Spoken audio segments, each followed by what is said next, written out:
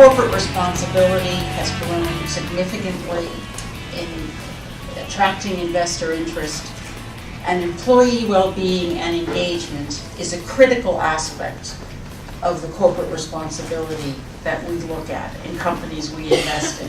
When I talk about engagement, engagement is actually central to our business strategy.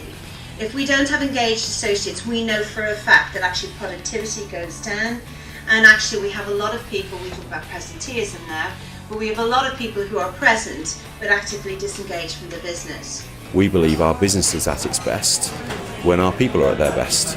So seeing how that's actually working and flowing through to the way we're performing, it's important that that's in the public domain. 88% want freedom within clear guidelines. They want to know what's expected of them, but they want to be trusted to work within that. And the motivation and improved health that brings to your people feeds straight into better service and better productivity for your customers. Last year, 72% of people were job satisfied. This year, it's 75%. Last year, we had 10% sickness absence. This year, it's 6.8%. Why aren't the critical dimensions right up in the annual report, not just in a separate report? Right up front, because that'll drive behavior. We get some very strong figures, people saying that more than 60% of the population in our office environment saying they believe they live healthier lives as a result of working for Unilever rather than another employer, which, that's a huge benefit for us as a business in retaining really good talent, as our sickness absences declined at a faster rate than the rest of the UK. And if you turn that into money, that's the 3 times return we can see from our investment on just that.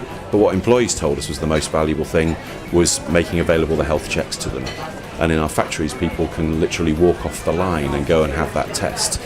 The more acceptable you make it for line managers to understand they can talk to people about their wellness, the more strides you make. And it nearly becomes infectious itself in the way that it takes off. It's quite incredible for me to see now the kinds of activities that are happening. BITC have been great in helping us plan what's most effective to do with health and wellbeing by giving us personal support and guidance and advice, but also by helping us network and great best practice from other companies. And in fact, for the last year, I've told so many people about the summits last year and how much I learnt from it, got inspiration from lots of really interesting and influential leaders and other organisations, and I've been very successfully put lots of these ideas into practice. It was getting the ideas from the other organisations and just sort of gauging where your own organisation is compared to sort of maybe some of the larger organisations. I think it's a really good mix of theoretical understanding, and that's really moved on in the last year. There's been a lot of practical examples as well that we can steal. I mean, personally, I get a lot of learning out of being part of the movement and at the meetings. It's really interesting to see what other companies are doing in this space that's both successful and not working so well.